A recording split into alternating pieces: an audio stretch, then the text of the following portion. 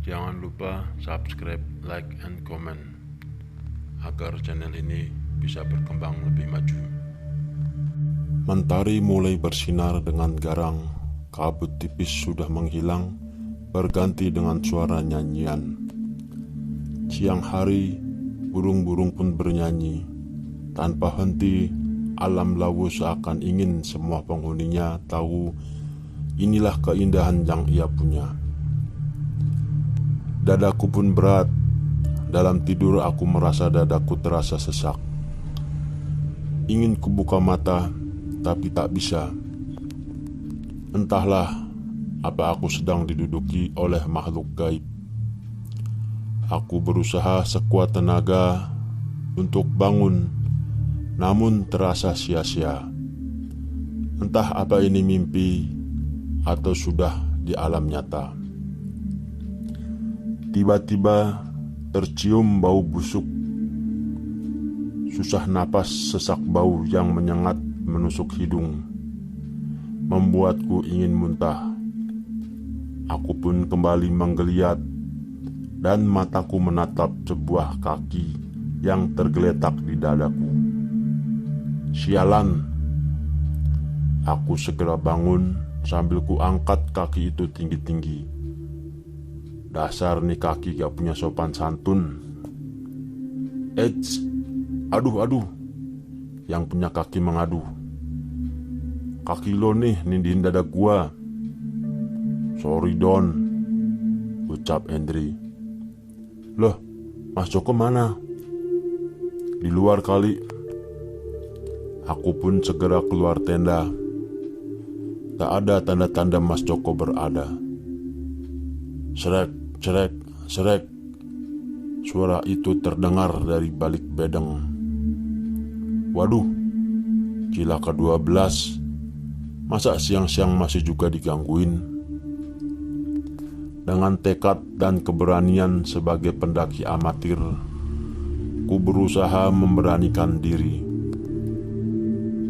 Ku berjalan mendekati bedeng, lalu kulihat tak ada siapa-siapa di balik bedeng. Horor mulai melanda ketika ada suara dari semak-semak yang bergoyang. Wush! Sebuah botol kaleng tepat mengenai kepalaku. Waduh! Dasar kaleng-kaleng. Dengan gaya macam Miley, ketika itu aku pun kaget sambil melompat. Woi! Ngintip ya lo, ujar Mas Joko. Wedus, tak kira sampean demit mas. Enak aja. Dasar. Ku tinggalkan suara yang membuat perutku bertambah mual, sambil menggaruk-garuk kepalaku yang sakit terkena lemparan kaleng. Akhirnya aku dan Hendri menerapikan tenda dan segera di-packing karena matahari mulai bersinar tanpa malu menembus ranting-ranting pohon. Setelah selesai, muncul juga tuh Mas Joko dengan perasaan segar. Walau banyak kejadian aneh di tempat kami berada, saat ini tak menyurutkan langkah kami untuk bertemu dengan Mbok Yem, warung tertinggi di Indonesia. Sebelum melanjutkan perjalanan, kami pun berdoa dulu. Perjalanan kali ini lebih berat daripada biasanya. Selamat tinggal pos 4 Penggik yang berada di ketinggian 2.500 meter di atas permukaan laut. Jalur pendakian menuju pos 5 masih sama dengan jalan setapak di bawah hutan. Lebih menanjak. Trek mulai terbuka ketika melewati sisi punggung bukit. Vegetasi pinus dan reruntuhan tinggi mulai mengkombinasi. Trek memang mulai terbuka ketika melewati sisi punggung bukit, sehingga pemandangan indah mulai terpancar di sini. Setelah melewati punggung bukit, trek sudah datar dan padang rumput mendominasi area. Area padang rumput luas dan datar yang dihiasi sebuah pohon tumbang bisa digunakan untuk sekedar beristirahat maupun camping. Sekitar 200 meter terdapat pos 5 dengan kondisi area padang rumput yang tak jauh berbeda. Padang savana pun sudah mulai terlihat dari jauh, memberi kode bagi kita untuk gak menyerah. Waktu yang ditempuh di pos ini kurang lebih 1 hingga 2 jam. Saat kita sudah mulai dekat sama pos 5 dan mau ke savana, kita akan mendaki tanjakan yang cukup terjal, di mana sebelahnya langsung jurang. Jadi mesti hati-hati di sebelah sini. Tentu saja pemandangan indah ini membuat aku, Andri dan Mas Joko berfoto di padang rumput ini dan terus melanjutkan perjalanan. Hanya sekitar 10 menit kami berjalan dari padang rumput, tibalah kami di pos 5. Disebut juga dengan nama Bulak Peperangan, berada di ketinggian 2850 mdpl. Pos 5 berupa padang rumput di lembah perbukitan hutan pinus. Di pos 5 tidak terdapat shelter, tapi karena areanya yang terbuka luas menjadi salah satu tempat favorit untuk ngecamp. Di area pos 5 ini juga merupakan pertemuan dengan jalur pendakian Gunung Lawu via Jogorogo. Berhubung kami sudah ngecamp, jadi kami istirahat dulu sejenak di sini.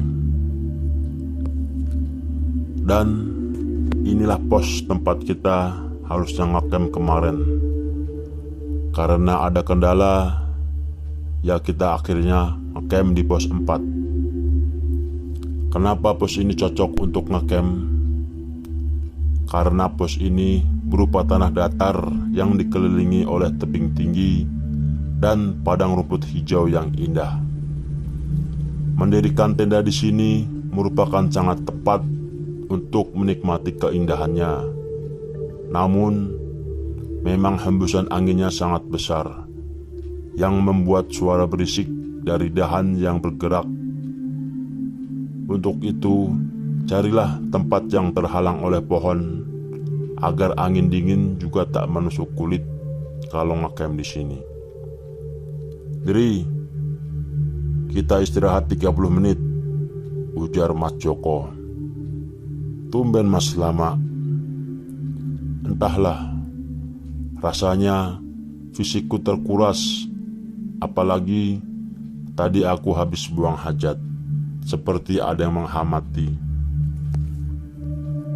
Lah, itu kan gua Mas. Tak pikir di belakang bedeng ada yang aneh. Bukan elo Don. Entahlah, mungkin hanya perasaan saja. Kami pun terdiam. Lalu ada bau wangi semerbak yang rasanya wangi ini belum pernah kucium. Entah siapa yang pakai parfum di sini, tapi bau itu tiba-tiba hadir. Bau itu semakin lama semakin menyengat. Lalu dari kejauhan ada seorang lelaki, sepertinya penduduk sekitar yang nampaknya dari dalam hutan, berjalan menghampiri kami. Ia pun tersenyum kepada kami dan duduk bersama kami. Setidaknya kami pun melakukan hal yang serupa, saling menghormati pada penduduk dan juga alamnya. Terasa ya aromanya sampai sini, ujar lelaki tersebut. Wah, jadi bau harum itu dari masnya ya, ujarku. Iya, ia pun tersenyum. Maaf, Ia menjulurkan tangannya untuk berkenalan. Jati Besi, kami pun menyebutkan nama kami satu persatu. Rokok Mas, ujar Mas Joko. Tidak, asap rokok akan berpengaruh tidak baik pada harum bunga yang saya bawa.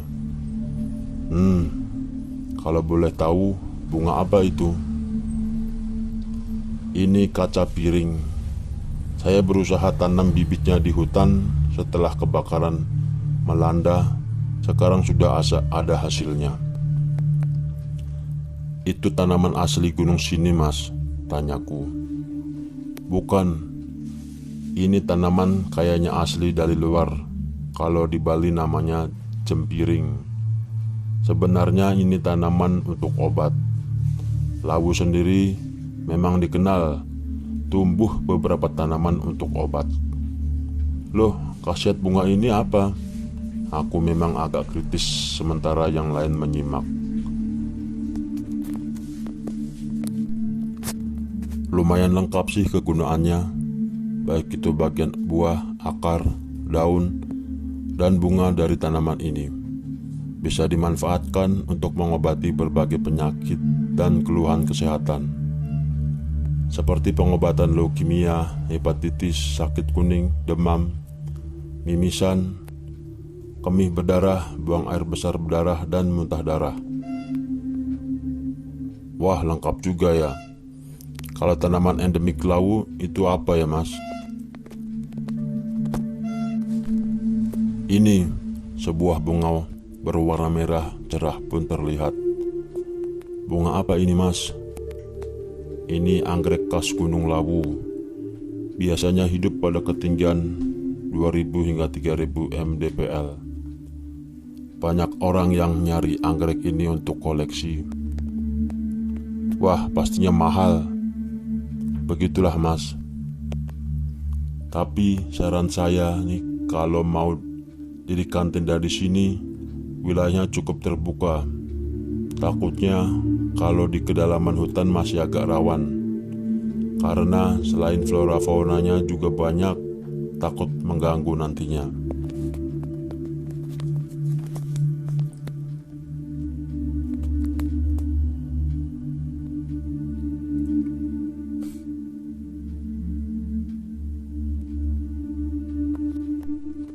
Wah, penasaran aku Mas. Fauna di sini apa saja sih? Apa cukup mengganggu? Mengganggu sih tergantung ketemu dengan jenis apanya. Biasanya hewan akan terusik bila ada kehadiran yang ia tak kenal, dan akan menyerang bila ia merasa terancam. Di sini biasanya banyak babi hutan, tikus gunung, elang, harimau. Namun sayang, harimau dan elang Jawa terancam punah. Dan yang sering ditemui serta jinak adalah jalak gading. Itu asli endemik dari Gunung Lawu. Oh, jalak gading. Tadi sih selama perjalanan belum sempat ngelihat Mas. Saya pernah dengar cerita dari Mbah Prapto Lawu Gendeng, pemilik warung di dekat Sendang Derajat. Katanya jalak gading yang ada di Gunung Lawu ini adalah teman seperjalanan untuk semua pendaki Gunung Lawu. Asal jangan diganggu. Kalau jalak gading ini diganggu, dilempari dan lain-lain, jalak gading ini akan membuat sesat para pendaki Gunung Lawu. Entah bagaimana caranya. Yang jelas, jangan mengganggu burung jalak gading kalau tidak ingin tersesat malahan. Jalak gading ini akan mengantar para pendaki sampai ke puncak Gunung Lawu. Itu yang saya tahu Mas. Tapi memang banyak kejadian yang membenarkan cerita ini. Jadi kalau kalian bertemu burung itu, jangan diganggu. Sangat menarik kisahnya Mas. Sedang asik kami bercerita dan mendalami banyak ilmu dari penduduk sekitar Lawu, tiba-tiba ada suara.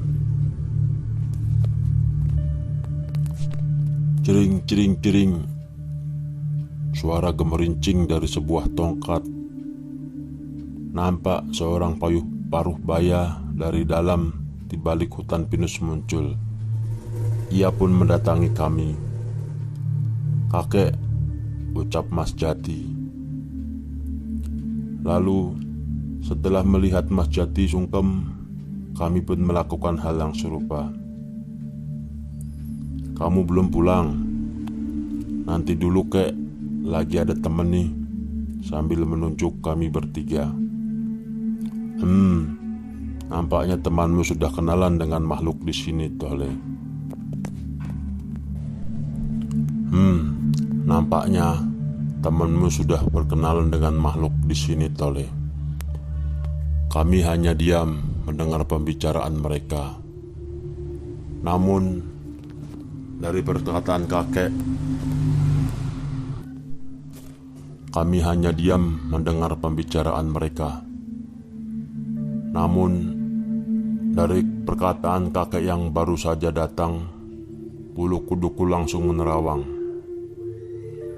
Kakek itu menatapku tajam, entah apa yang dia pikirkan. Tapi terasa tubuhku begitu hangat, seperti ada yang mengalir dari dalam tubuhku. Hangat sehingga hawa dingin lawu sudah tak terasa. "Kamu," ia menunjukku. "Saya kek, maaf kenapa? Sini le." Aku pun segera mendekat. Kakek itu tersenyum kepadaku. "Badanmu terasa hangat kan?" Kedua temanku dan Mas Jati hanya terdiam.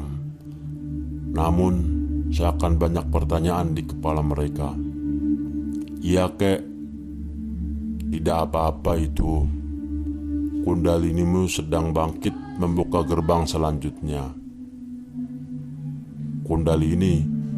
Maksudnya apa itu kek?"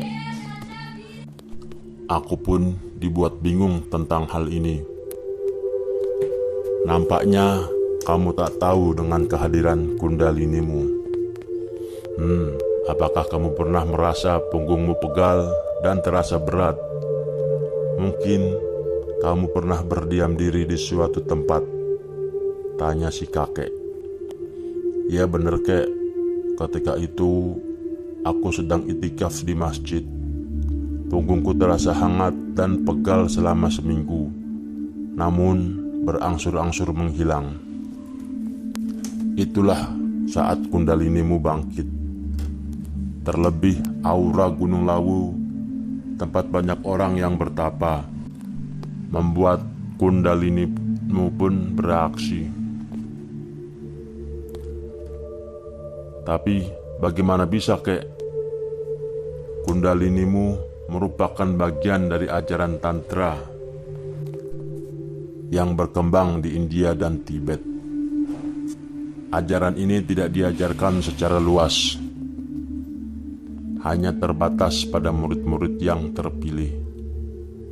Pengetahuan ini diturunkan secara langsung dari guru spiritual kepada muridnya untuk menghindari jatuhnya pengetahuan ini kepada orang-orang yang berkesadaran rendah dan kepada mereka yang hanya mencari kesaktian. Kundalini berasal dari bahasa Sanskerta yang berarti gulungan. Dalam keadaan tertidur atau belum bangkit dan belum aktif, kundalini berbentuk gulungan 3,5 lingkaran yang terletak di sumsum tulang belakang manusia, tepatnya di bawah tulang ekor. Ketika kundalini sudah aktif dan bangkit, ia akan merambat naik melalui jalur sumsuma, menembus semua cakra, dan akhirnya keluar dari cakra mahkota. Mengapa bisa kundalinimu bangkit? Pastinya kamu bingung. Karena sebenarnya setiap manusia mempunyai kundalini, namun ia bisa bangkit karena beberapa faktor. Faktor bakat bawaan lahir, rajin dan tekun beribadah serta menyukai hal-hal spiritual, membaca mantra atau kalimat suci tertentu, rajin mediasi, latihan yoga, kesedihan yang sangat mendalam, sakit panas yang tinggi, serta kecelakaan pada sumsum tulang ekor. Jika kebangkitan kundalinimu didapatkan bukan melalui bimbingan seseorang master atau guru, maka kemungkinan besar ia akan mengalami kundalini syndrome, di mana bangkitnya kundalini mengalami beberapa masalah seperti penyempitan jalur susumna. Sindrom kundalini dapat terjadi karena saluran pada jalur nadi sumsumna belum terbentuk. Ketika kundalini sudah mulai bangkit, ia akan mengeluarkan uap panas. Uap panas ini akan naik melalui jalur susumna dan berusaha membuat saluran ke arah cakra mahkota. Pada umumnya saluran tersebut belum terbentuk, sehingga uap panas itu akan tertahan di bagian tubuh tertentu dan kotoran-kotoran hasil pembakaran akan tersebar pada organ-organ tubuh terdekat di mana uap panas itu terhenti.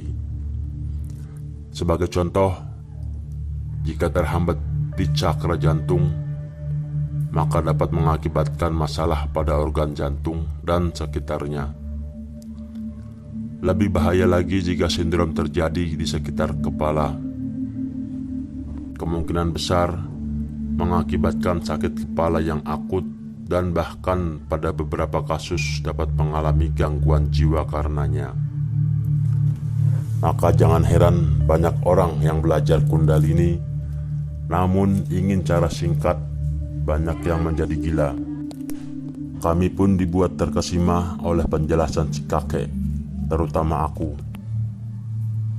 Tapi aku bingung kek, fungsi dari bangkitnya kundalini itu untuk apa? Menurutnya kamu benar tidak tahu, Le. Aku pun baru tahu kundalini dari kakek. Apa ini berbahaya? Si kakek terkekeh seperti tokoh dalam dunia persilatan.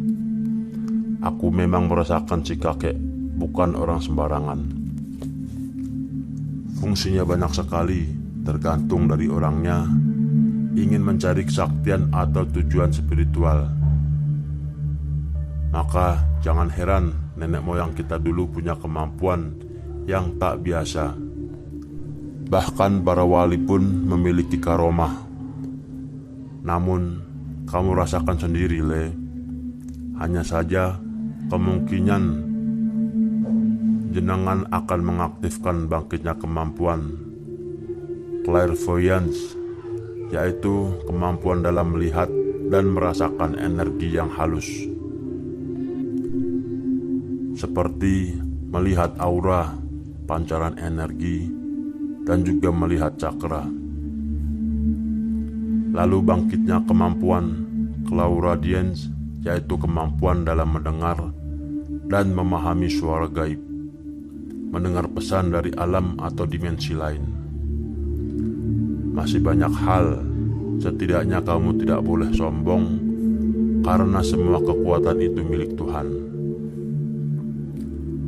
Aku tak sempat berkata, otakku masih menganalisis dari perkataan si kakek.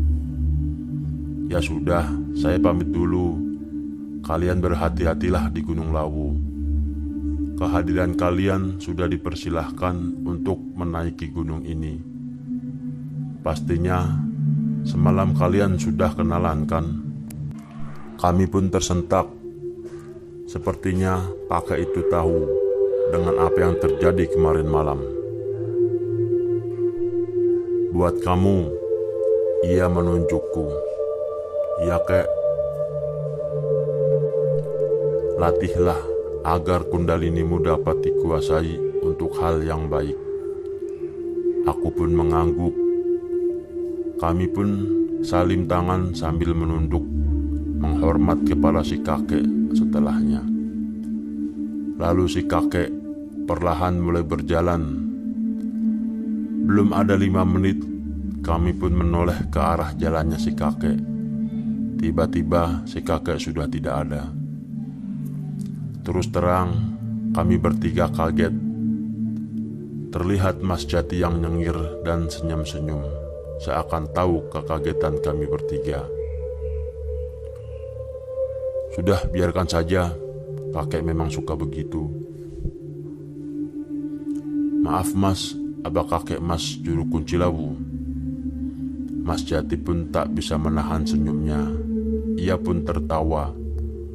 Kemudian ia berkata, sebenarnya Gunung Lawu tidak memiliki juru kunci.